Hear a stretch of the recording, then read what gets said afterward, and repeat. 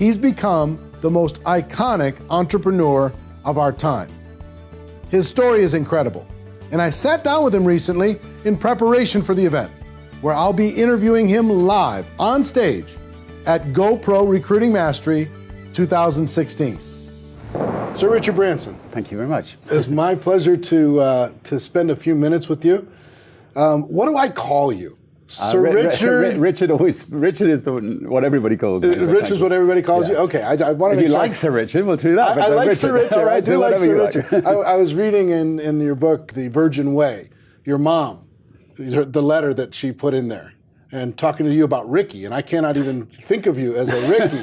No, I think Ricky's very much a mum That's thing. A mum thing, for sure. The only time I ever hear the word Sir Richard is when I'm walking down a street in New York, and suddenly I hear someone saying Sir Richard, and I look, where's the Shakespearean play taking place? Anyway, yeah. Well, we work with a community inside of network marketing that are entrepreneurs, right?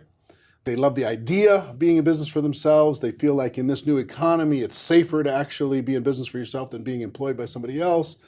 They're driven by that. And if there's one person that is iconic for entrepreneurialism, you've got to be the global guy that represents what's possible if you kind of open up your imagination and you work hard. Were you always entrepreneurial? I think so. I mean, I've always loved to create things from a very young age. I mean, I think when I was 9, I was collecting budgerigars and selling them off because they bred very quickly. And then when I was 10, I decided to plant lots of Christmas trees so that when I left school, I'd have lots of money because the Christmas trees would all grow. Of course, the rabbits ate them all. So from quite a young age, I think I had a sort of entrepreneurial streak in me. When did it turn into success?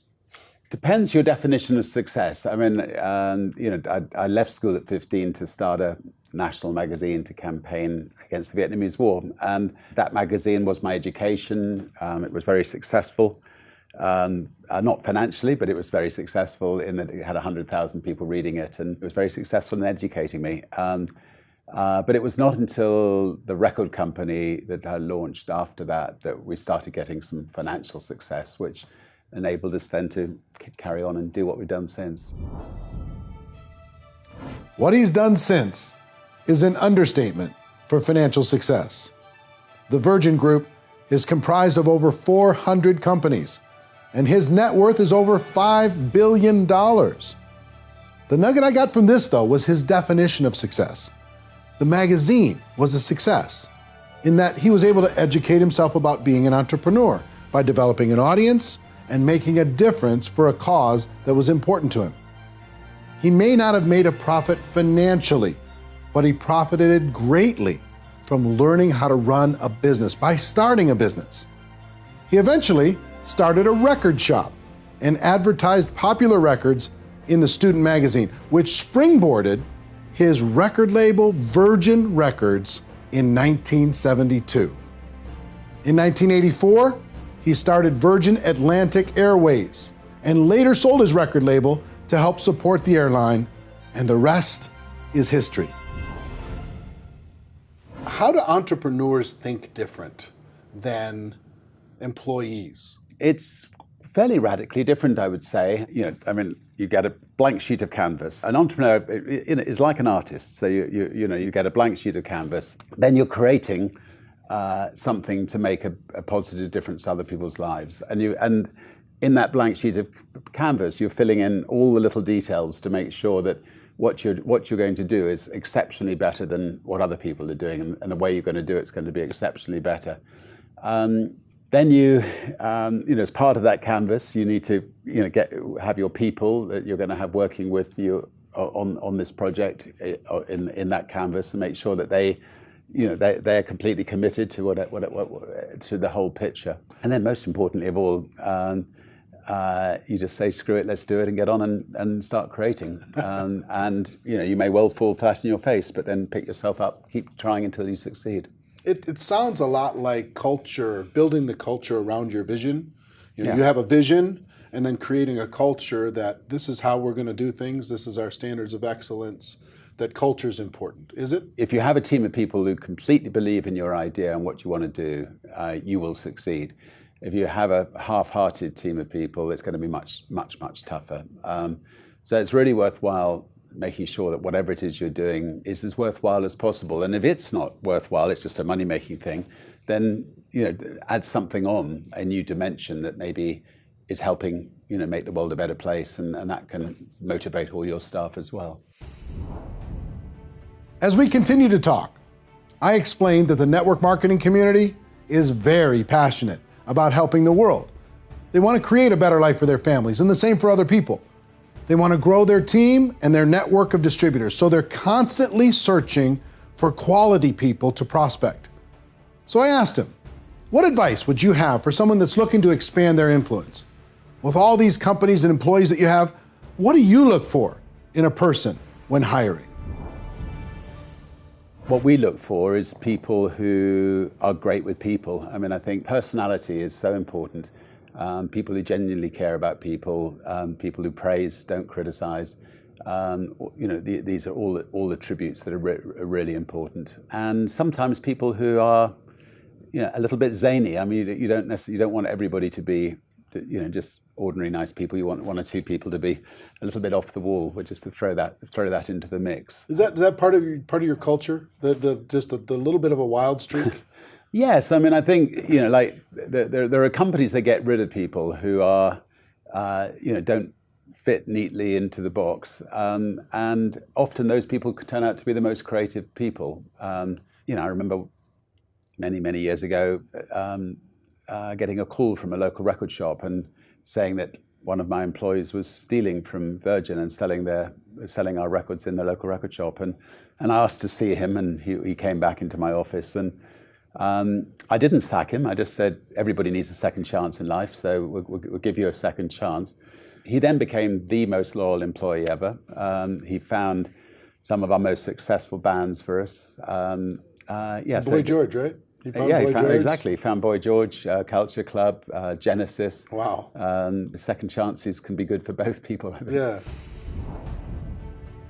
Can you imagine if he didn't give his employee a second chance? And I love his thought on having zany personalities in your organization, how it's good to have a nice mix of personalities, and we don't all have to be the same.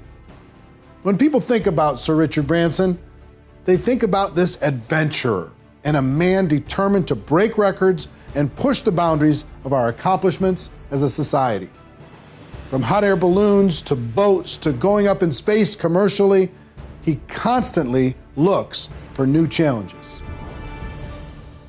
One of my friends, network marketing, one of the top leaders, a dear friend of mine, Jordan Adler, he is one of the people signed up to go into space with you. He's going through the training right now as the process.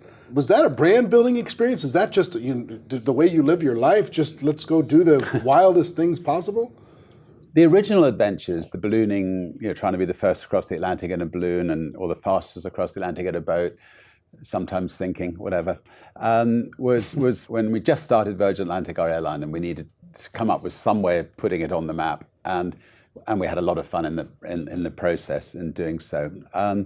The space project's slightly different. NASA and governments are not interested in you or I going to space, and we decided to set up a space company to enable hundreds of thousands of people, hopefully, to become astronauts. And it's been tough, but we're getting, I think, close finally, and I think we can transform the lives of a lot of people, and we can also connecting people who are not connected. And so anyway, it's a rush, it's fun, it's exciting, and lots of breakthroughs. And we'll see how. Like you and your family are going up in the first one, right? We'll be going up in the first one. Wow! But our brave test pilots will make sure. Of course, first. Of course. I've talked about this audience, the network marketing community. There's about 100 million people around the world that are engaged in this. It does approximately $200 billion a year in revenue. It's growing, it's expanding, and these home-based entrepreneurs are looking for a better life for their families. Do you think it's a good idea for a person to get involved in network marketing and start to build something? I think we were involved with network marketing once with a cosmetics company in the UK, and we would have a dinner every year with all these young entrepreneurs from all over the country, and they were, sometimes they were a mum, with children who wanted to make some money on the side, and sometimes they were relying on it completely, for their living. And it was tremendous seeing the enthusiasm, how much it transformed their lives, and what a difference it made to them. So I'm a tremendous believer in network marketing, and I'm a great believer in entrepreneurs. I think all the future jobs in the next 20 or 30 years will be created by network marketing entrepreneurs and other entrepreneurs around the world, starting off from scratch or starting off very small and making a real difference in the world.